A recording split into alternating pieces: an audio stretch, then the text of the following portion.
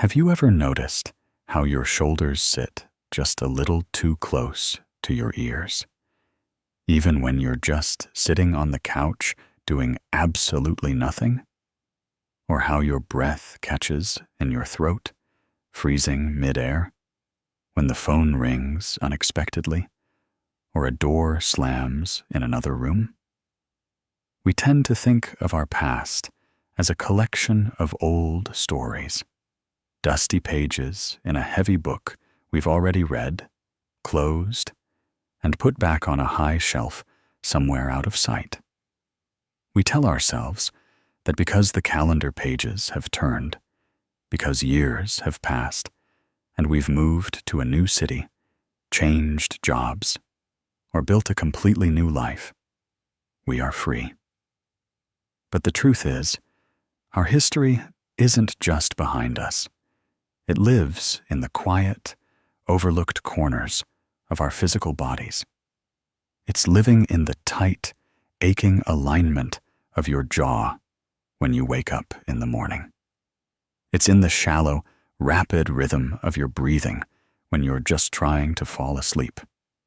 It is there, in the invisible, heavy armor we instinctively put on before we even step out the front door to face the world.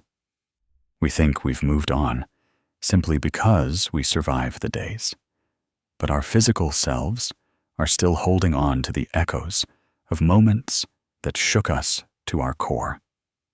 It is deeply exhausting to carry a weight you cannot see, especially when you are trying so incredibly hard to pretend to everyone else and to yourself that your hands are completely empty.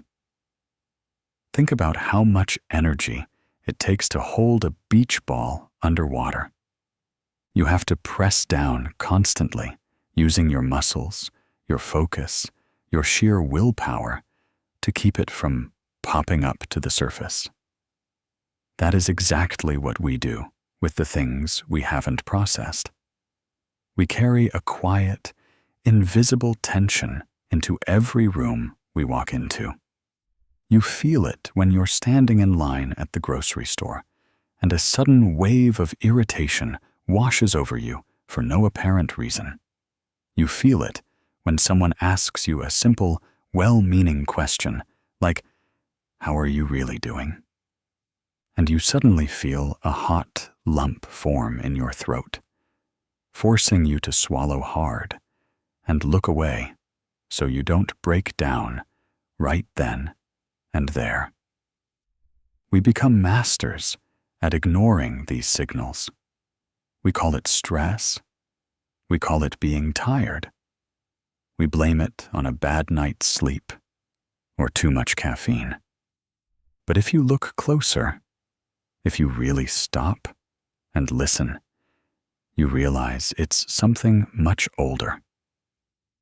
It is the accumulated residue of every time you had to swallow your tears, every time you had to tighten your stomach to keep from shaking, and every time you had to tell yourself to just be strong and keep going because there was no time or space to fall apart.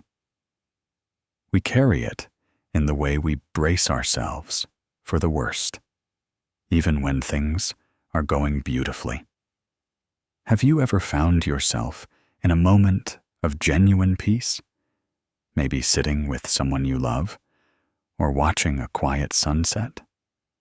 And suddenly, a random thought of disaster flashes through your mind? That is the armor speaking. That is the body remembering a time when the ground was pulled out from under you without warning. When we experience things that wound us, our system maps out that pain so it can prevent it from ever happening again. It builds walls. It tightens muscles. It sharpens our vigilance. The tragedy is that this protective shell, which was built to keep out the bad, ends up keeping out the good too. It keeps us numb. It keeps us trapped in a state of perpetual readiness, waiting for an impact that isn't coming. We wander through our lives, constantly prepared for a battle, wondering why we feel so disconnected, so deeply fatigued, and so terribly lonely, even in a crowd. Healing begins the moment we stop pretending that the weight isn't there. It starts when we finally let our shoulders drop, even just a millimeter, and acknowledge how heavy the load has been. It's about looking at your own tired body with a sense of profound kindness and saying, "No wonder you are exhausted. Look at what you've been carrying all this time." You don't have to figure out how to fix it all right this second. And you don't have to force yourself to let it go before you know how. The first step is simply allowing yourself to feel the truth of your own weariness. It is admitting that you are tired of fighting an invisible war, tired of holding it all together, and ready to acknowledge that the past is still here, quietly asking for your attention, waiting for you to finally stop running so it can be met with love and gently laid down. When something overwhelming happens, we do exactly what we have to do to get through it. We shut down, we push forward, or we box our feelings up and hide them away in the deepest corners of our minds. It is a brilliant, beautiful survival strategy in the moment. If you are navigating a sudden, heartbreaking loss, a harsh and unexpected rejection, or a long period of intense instability where you never knew where you stood, your system prioritizes survival over everything else. It doesn't ask if you want to process your feelings. It just closes the gates to keep you moving. But what happens when the crisis finally ends and the alarm inside you keeps right on ringing? You find yourself overreacting to the smallest minor inconveniences, like a spilled cup of coffee on the counter, a slightly delayed text message from a friend, or a minor change in someone's tone of voice, with the exact same life or death intensity as a major emergency. That isn't a personality flaw, and it doesn't mean you are broken or dramatic. It just means your internal compass is still pointing directly toward a storm that actually passed years ago, leaving your body stranded in a battle that has already been won or lost. To understand why we feel so stuck, we have to look at what survival actually feels like on the inside. When you are going through a difficult time, your system enters a state of high alert. Your heart beats faster, your muscles tighten, and your focus narrows down to just getting through the next hour, the next day, the next week. You don't have the luxury to sit down and cry or ask yourself how you feel. You just survive. But when the environment around you finally becomes safe, your body doesn't automatically get the memo. It doesn't look at the calendar or notice that you are safe in a new room, with different people, or in a better place in your life. Instead, it stays on the lookout. It scans every room you enter for signs of trouble. It reads a quiet moment, not as peace, but as the eerie silence before something goes wrong. You become trapped in a state of constant, exhausting anticipation, living your life as if the other shoe is always about to drop, even when you are completely out of harm's way. This survival mode changes the way we see everything. It tricks us into believing that everyone is a threat, that every mistake is a catastrophe, and that letting our guard down, even for a second, is a dangerous mistake. You might find yourself constantly apologizing for things you didn't do, or over-explaining your actions because you are terrified of being misunderstood or punished. You might find yourself pulling away from people who genuinely care about you, pushing them away before they can push you away. Because your system decided long ago that closeness equals danger. It is a lonely way to live, sitting behind a fortress of your own making, watching the world go by while you stand guard at the gates. You are safe from the threat, yes, but you are also cut off from the warmth, the joy, and the connection that make life feel worth living. The most painful part of survival mode is the deep frustration we feel with ourselves. We look at our lives and think, I should be happy right now.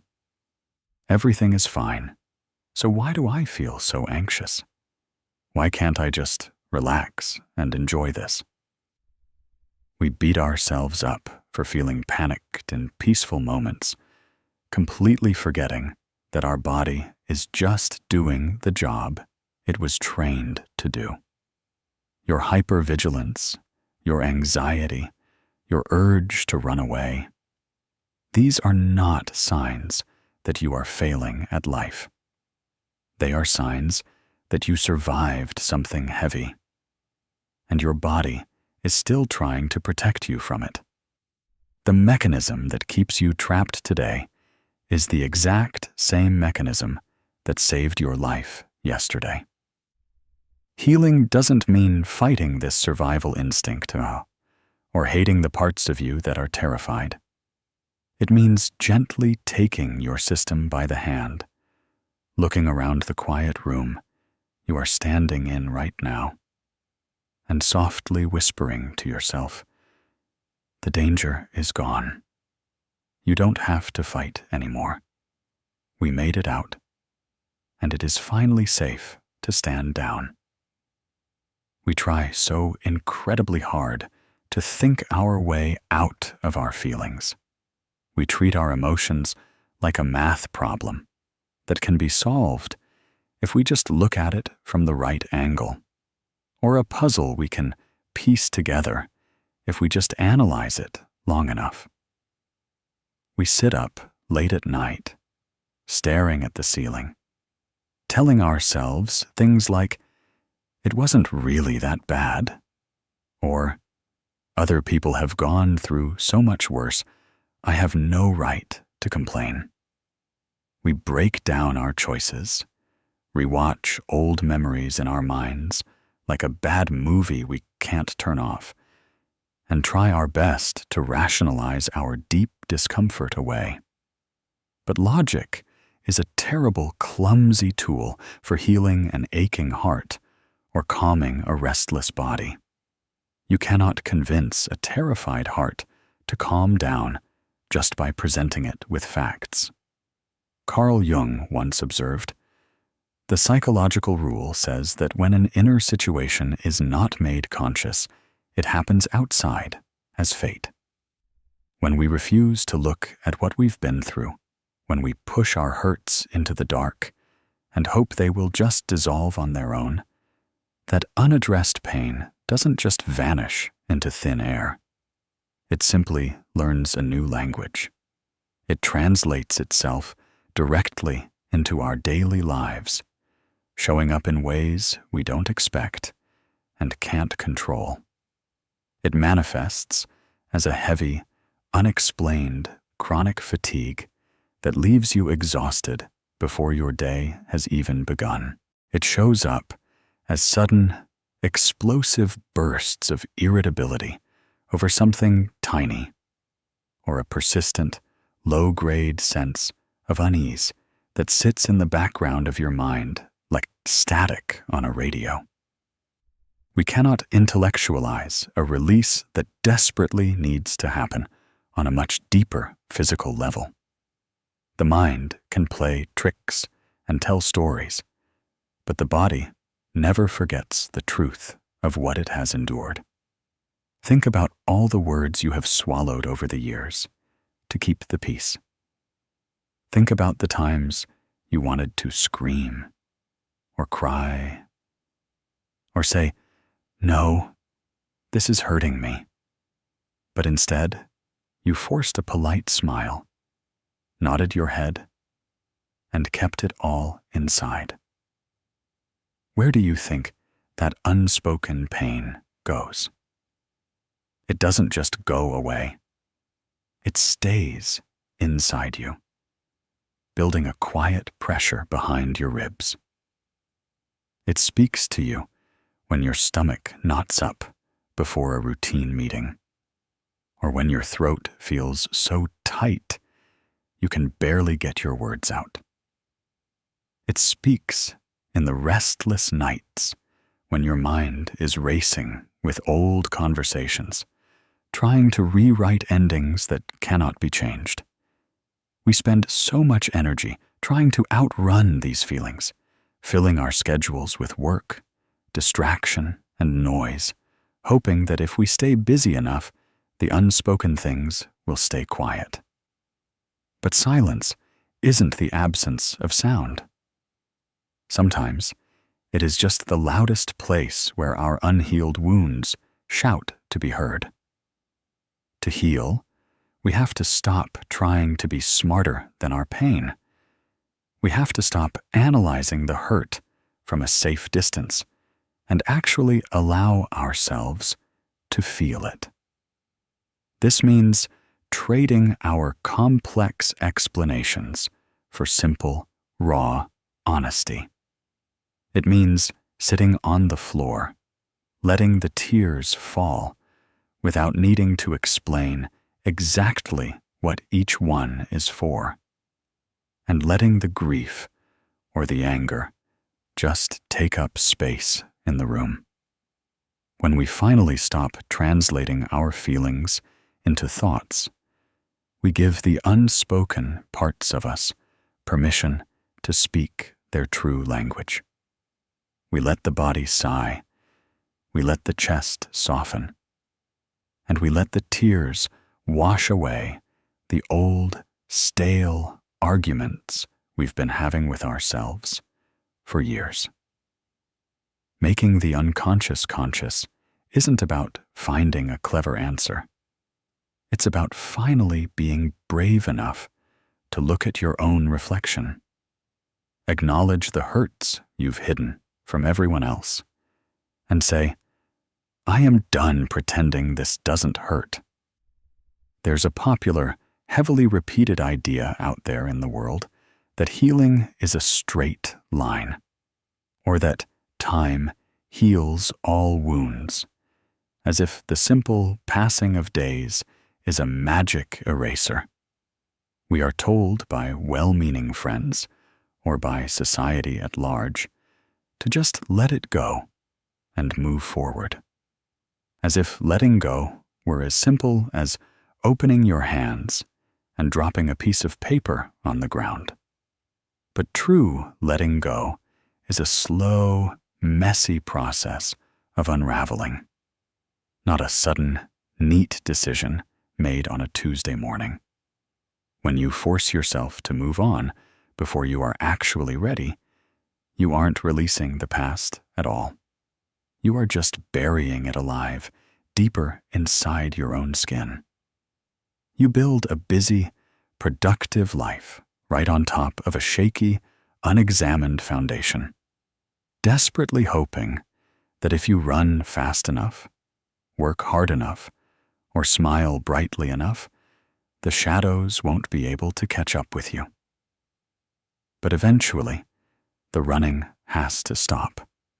The distractions fade, the room gets completely quiet, and the old familiar ache returns in the stillness of the night, waiting patiently to be acknowledged. Think about how many times you've told yourself, "I'm over it," only to feel your heart completely drop into your stomach when you hear a certain song, catch a specific scent in the air, or see someone who looks vaguely familiar from a distance. You thought you were done with that chapter, but in a single second, you are right back in the thick of the old hurt, feeling just as small, rejected, or terrified as you did back then. That is the illusion of just moving on. It creates a false front, a mask of strength that we wear so we don't make the people around us uncomfortable.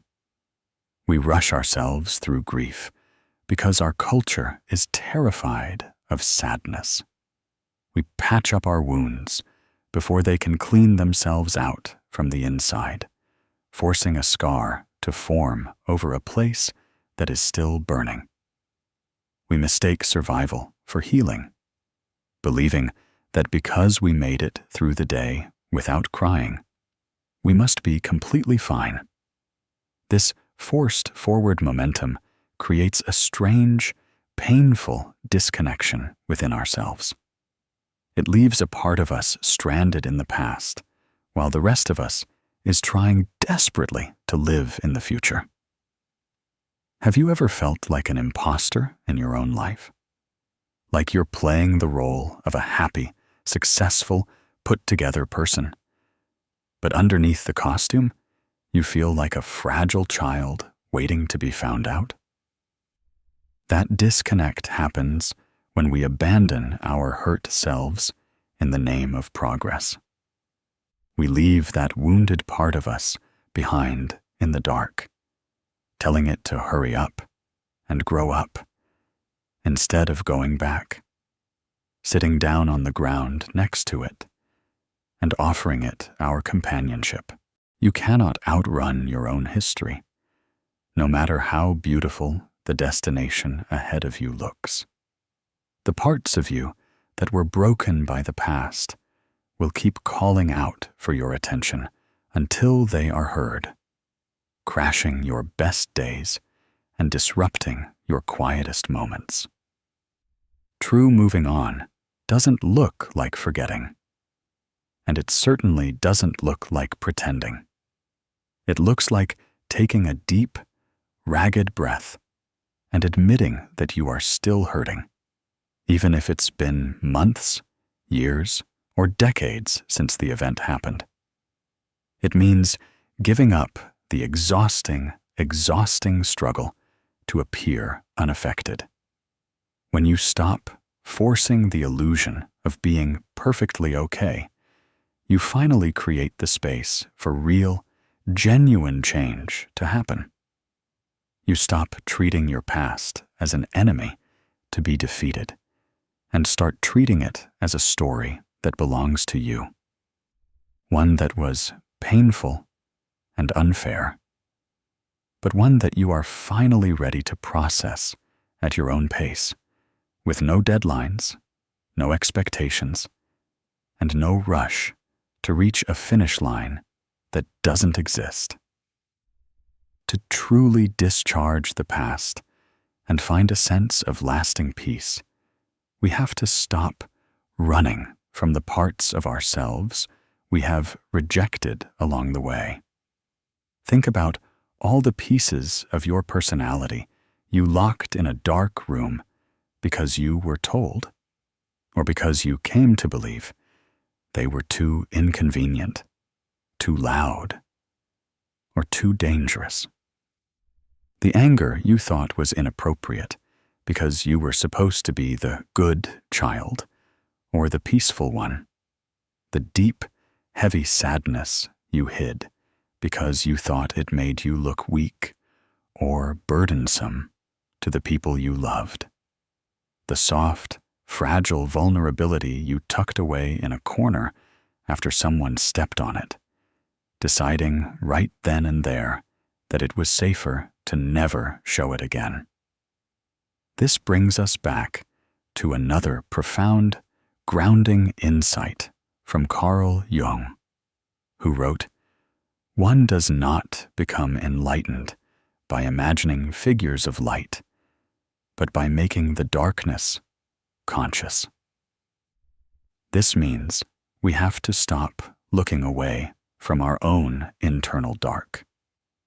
Making the darkness conscious isn't about blaming yourself, and it certainly isn't about dwelling on misery or drowning in your past mistakes.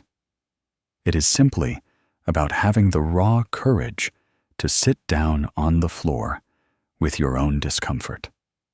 It is about looking at your current, irrational fears, the anxiety that makes your chest tighten, the jealousy that makes you feel insecure, or the urge to push people away before they can hurt you, and recognizing that these are not bad parts of you. They are just hurt parts of you. They are the shadows created by a past that was too bright and too painful to look at directly. When you meet your shadow, you stop fighting yourself. You look at your fear and you say, "I see you, and I finally understand why you are trying so hard to protect me. But we are safe now. You can put down your weapons." Think about how exhausting it is to live as a divided person. We spend half our lives trying to present a perfect, polished version of ourselves to the world. The version that is always happy, always productive, always kind, and never complains. But the other half of us, the shadow side, is left waiting in the wings, growing hungrier and heavier the more we ignore it. And because we refuse to look at it, it finds ways to break out when we least expect it. It comes out as a sudden, sharp comment to someone who didn't deserve it. It comes out as a deep, unexplainable resentment toward people who seem to live freely. It comes out as a persistent feeling of emptiness, because you cannot block out your darkness without also blocking out your light. When you numb your capacity to feel anger or sadness, you inadvertently numb your capacity to feel genuine joy, deep connection, and true peace. Meeting the shadow is an act of profound love and reclamation. It means going back to all those places in your history where you felt abandoned, ashamed, or unloved, and choosing to love yourself anyway. It means looking at the version of you that made mistakes, the version that stayed in a bad situation too long, or the version that fell apart, and saying, "I am not going to leave you behind anymore." You don't need to be perfect to be whole. Healing doesn't mean erasing the messy, complicated parts of your story. It means bringing them into the light, wrapping your arms around them, and integrating them into who you are today. When you finally welcome your shadow home, you stop being a house divided against itself. You take a full, deep breath. Look at your whole self in the mirror. Flaws, hurts, shadows, and all. And realize that you are finally, beautifully complete. Healing requires us to do something that feels incredibly terrifying when we have been hurt. It requires us to return to the present moment, which is often the hardest, most uncomfortable place to be when we are used to living in constant anticipation of the next blow.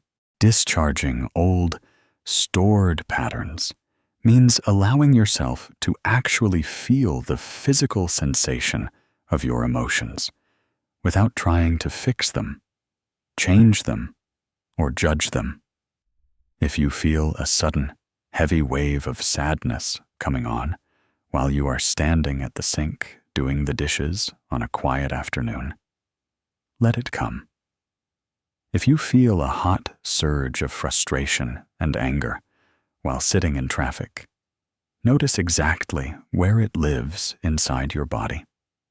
Maybe it's a tight knot in your stomach, a sharp pain between your shoulders, or a heavy clenching in your fists.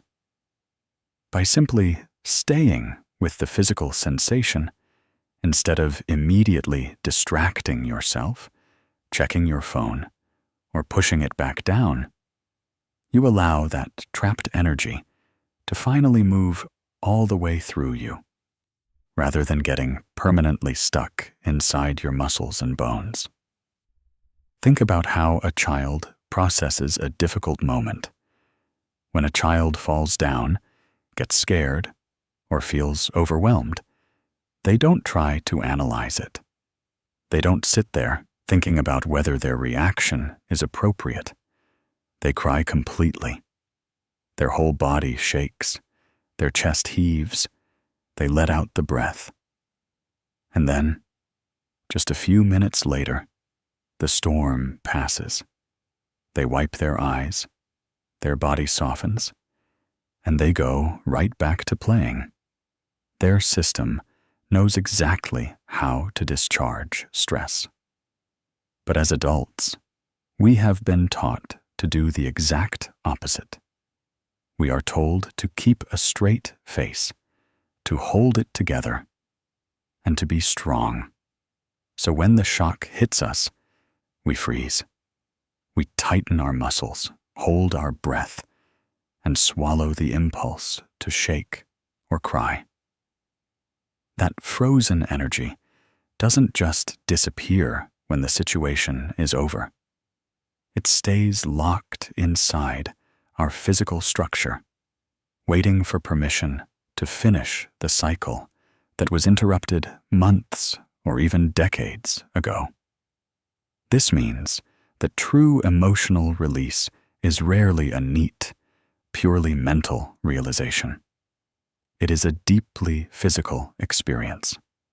Sometimes, letting go of the past looks like sitting on the edge of your bed and letting your body shake with tears that don't even have words attached to them. Sometimes, it looks like taking a deep, ragged sigh that feels like it's coming all the way from the soles of your feet. It might feel like a strange warmth spreading through your chest as a tight muscle finally decides it doesn't have to protect you anymore. We spend so much money and time trying to treat the symptoms of our stored pain, the chronic tension in our neck, the restless tossing and turning at night, the constant digestive issues, without ever realizing that our bodies are just trying to speak to us in the only language they know. They are carrying the heavy architecture of our survival, and they are desperately waiting for us to create a safe space where they can finally lay the burden down. To practice physical release, you have to become a safe harbor for your own discomfort. The next time you feel that familiar tightness creeping into your chest, or that old anxiety making your heart race, instead of fighting it or panicking, try to lean toward it with tenderness. Put a comforting hand on your chest or your stomach. Take a slow, soft breath and just feel the physical reality of the moment. Say to your body, "I am listening. I am right here with you, and it is completely safe to let this out."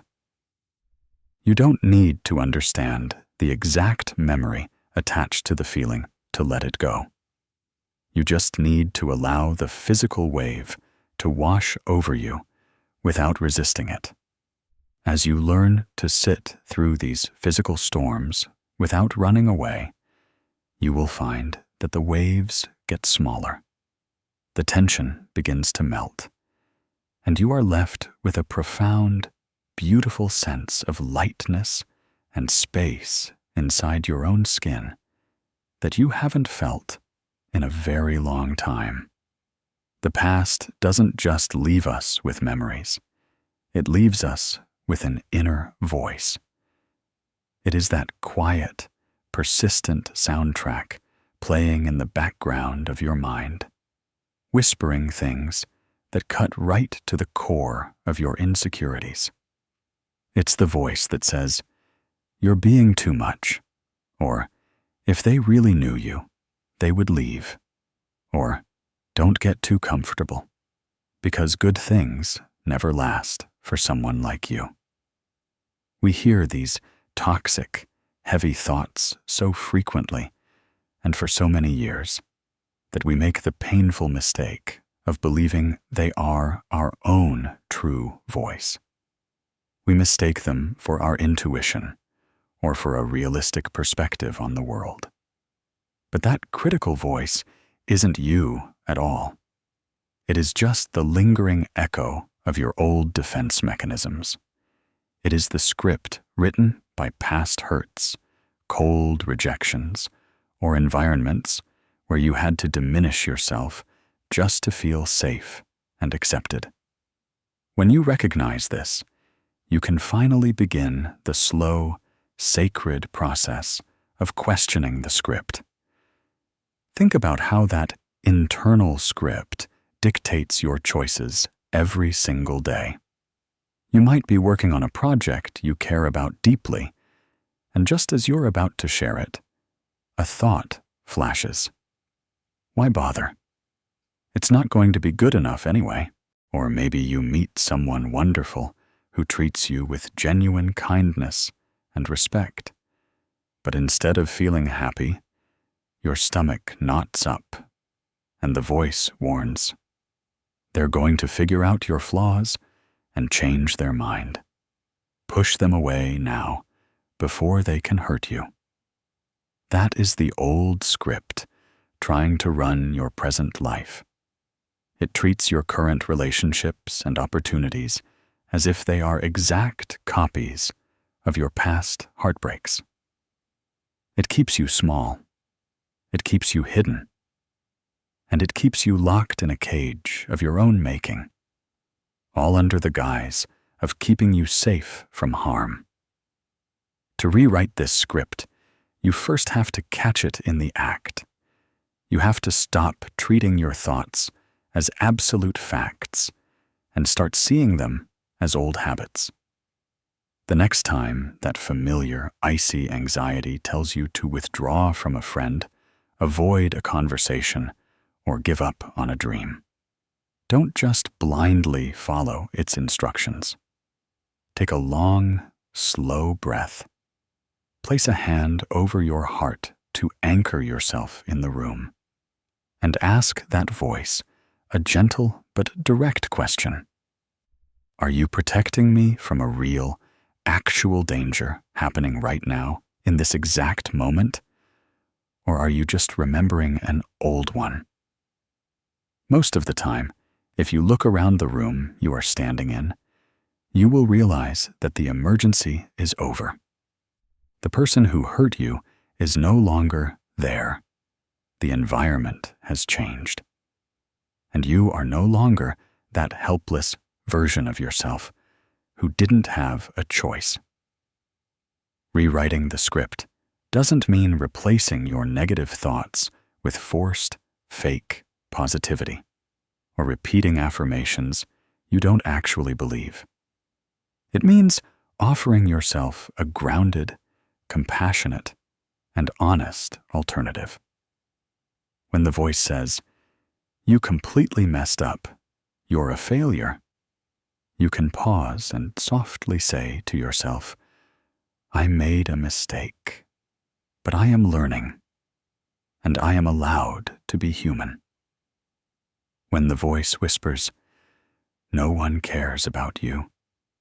You can look at the evidence of the present and remind your heart, I am safe, and I am worthy of love, even on my hardest days.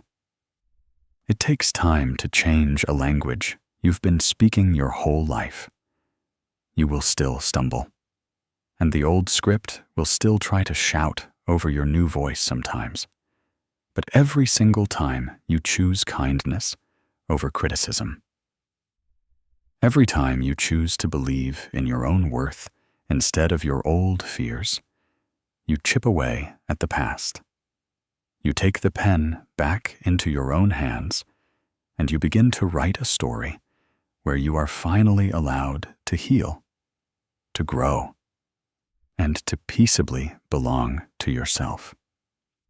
You cannot heal in the exact same environment that made you sick, and that includes the environment you create inside your own mind.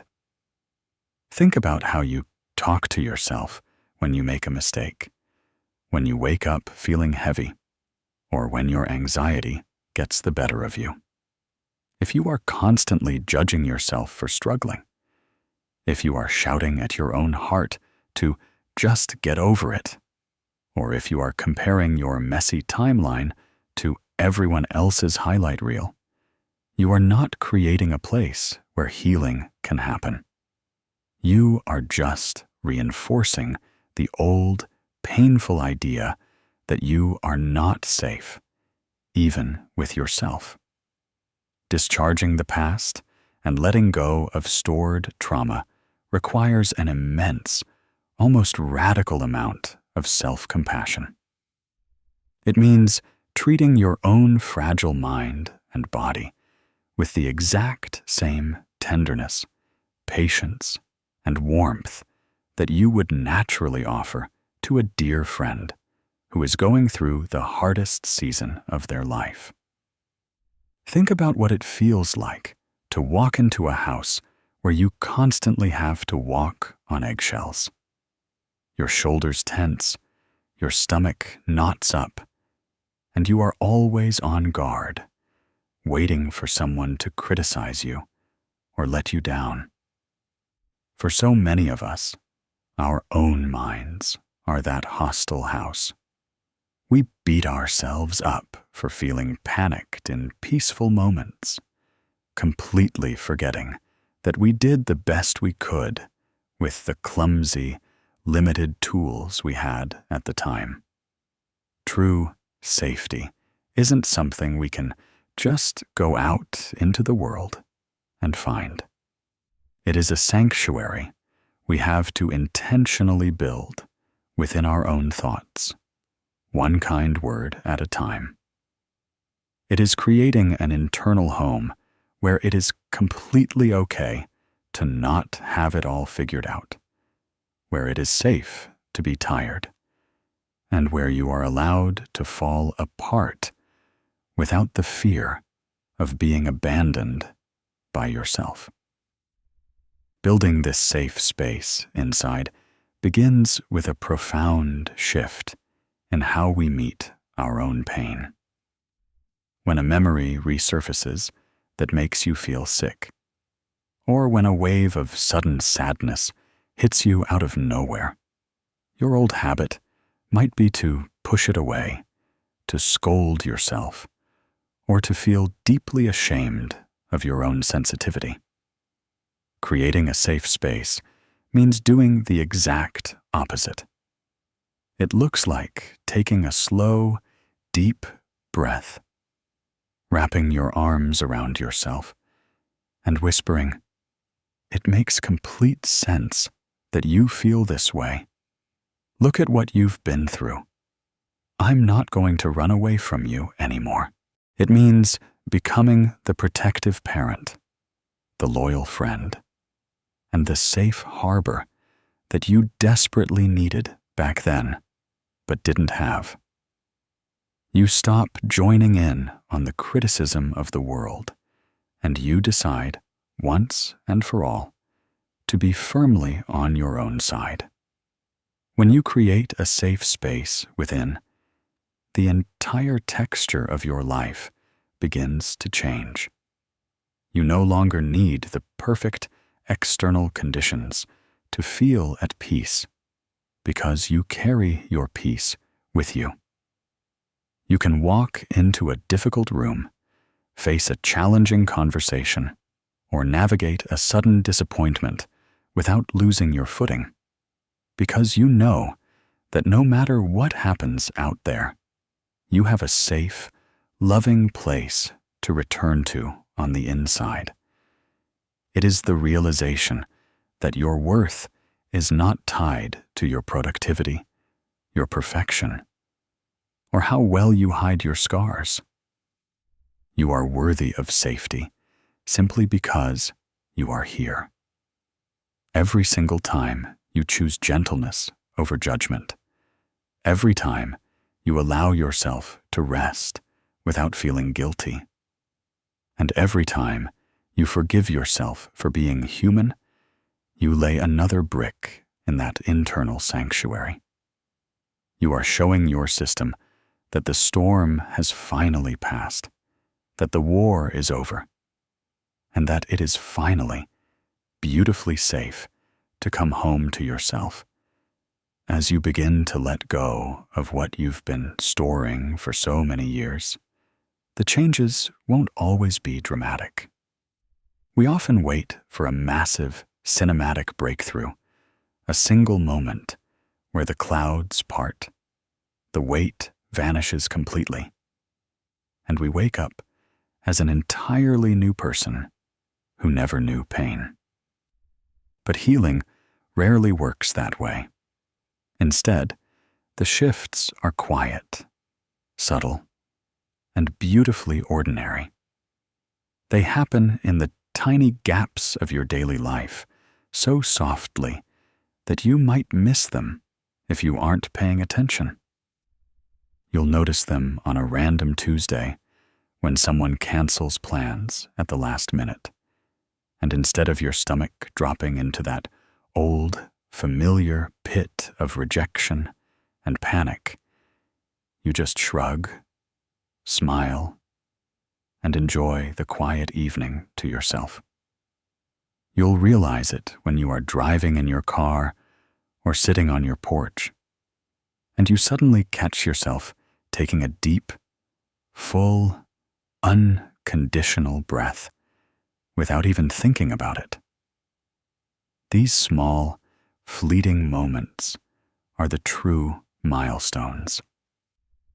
They are the quiet evidence that your nervous system is finally learning that the crisis is over, and that it is finally okay to relax. Think about how beautiful it is to notice these quiet victories. For years, your baseline might have been a constant, low-grade anxiety, that heavy, nagging feeling in the back of your mind that the other shoe is always about to drop, or that something terrible is waiting just around the corner. But then, a subtle shift happens. You find yourself washing the dishes, listening to the rain, or laughing at a silly joke. And for a few solid minutes, you are just there. You aren't rewriting the past. You aren't defending yourself against a future threat. And you aren't waiting for the room to cave in. You are just entirely present in your own life. You might not notice it until hours later when you think, wow, I felt safe today. I felt content, and I didn't have to fight for it. That is what letting go actually looks like. It is the slow return of your capacity to experience peace without suspicious second-guessing. These shifts also completely transform how you relate to the people around you. You will notice that you don't feel the urgent need to over-explain your boundaries anymore, because you finally trust your own right to have them. When someone is having a bad day, you will find that you can sit with their discomfort without instinctively taking it on as your fault or trying to frantically fix it to keep yourself safe. You will catch yourself letting go of a minor grudge or a passing comment that would have kept you awake for days in the past, realizing that your energy is simply too precious to spend on old patterns of defensiveness. It's like looking at an old, familiar path you used to walk down every single time you were hurt. The path of isolation, blame, or self-sabotage, and quietly choosing to walk a different way, simply because you love yourself too much to go down that dark road again. Be incredibly patient with yourself as these subtle shifts begin to take root. They don't mean that you will never feel anxious, angry, or sad ever again. It just means that when those emotions do come, they don't hold the remote control to your entire life anymore. They become visitors rather than permanent residents. You learn to witness your own storms with a sense of calm, grounded perspective, knowing that a bad hour or a difficult day does not erase all the beautiful progress you have made. Every single time you choose to respond to a trigger with a breath instead of a blow-up. Every time you catch yourself believing a kind thought about your path. And every time you allow yourself to just exist without needing to prove your worth. You are changing. You are quietly rewriting your destiny, shifting the weight of the past off your chest, and stepping into a life where you are finally, gently allowed to breathe. Stepping out from under the crushing weight of the past means finally, beautifully arriving in the present tense. It means realizing that who you were during your hardest, most broken moments is not who you have to be today. You are allowed to change your mind, redefine your boundaries, and decide exactly what stays in your life and what goes. The past happened, and it shaped you, but it does not get to write the rest of your story. Every morning you wake up, and every single deep breath you take is an open invitation to leave a little bit more of that old, heavy armor behind, and to step into the world exactly as you are, unburdened, open, and finally free. Think about what it really means to live in the present tense. It means that when someone tells you they love you, you can look them in the eyes and actually believe them, rather than searching their face for the moment they will change their mind. It means that when you achieve something you worked so hard for, you can sit back and feel the warmth of your own pride, rather than immediately rushing to the next task because you are terrified of losing your momentum. Living in the present means you stop treating your current life as a courtroom where you are constantly trying to prove your innocence or defend your mistakes. The trial is over. You survived. You do not need to keep presenting evidence to justify why you take up space in this world. You are allowed to just be here, to be still, and to let your life unfold without the constant, exhausting need to control the outcome. It is a profound and moving realization when you look around your life and notice that the people, the places, and the threats that once made you feel so small are no longer there. You look at your hands and realize they are older, stronger, and entirely your own. You look at the room you are sitting in right now and realize that you built this space, or you chose to be here, and that the monsters you are still bracing for are nothing but ghosts living in your memory. When you live in the present, you reclaim your power. You realize that if a storm comes tomorrow, you are no longer that helpless child or that overwhelmed version of yourself who didn't have a choice. You have resources now. You have wisdom. You have a deep, unbreakable relationship with your own resilience. You can trust yourself to handle the future, which means you can finally stop trying to live it before it arrives. Living in the present tense is not a destination where you never feel pain or fear again. It is simply the choice to stop abandoning yourself to the past. It is the daily, hourly practice of gently pulling your mind back from the old hurts, untangling your heart from the old regrets, and anchoring your feet firmly onto the ground beneath you.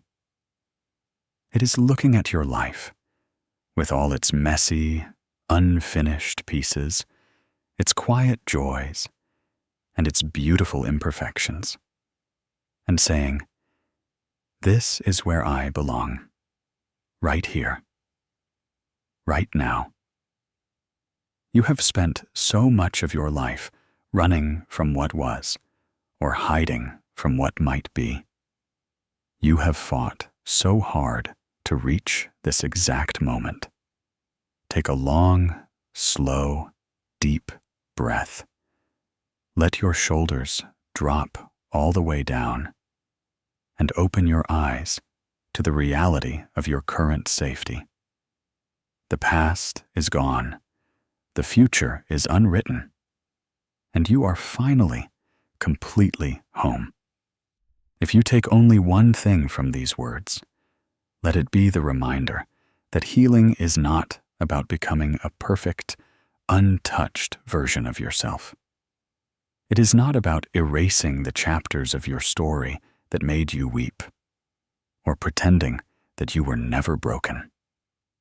True recovery is simply the process of remembering who you are outside of your survival mechanisms. It is the slow, gentle realization that the fortress you built to keep the world out is a place you are finally allowed to leave. You do not have to spend the rest of your life standing guard over old wounds. The path forward isn't a race, and it doesn't demand that you have it all figured out by tomorrow morning. Some days, letting go will feel like a profound, beautiful breakthrough. On other days, it will look like nothing more than noticing your shoulders are tense, taking a deep breath, and choosing to be a little bit kinder to yourself than you were a moment ago.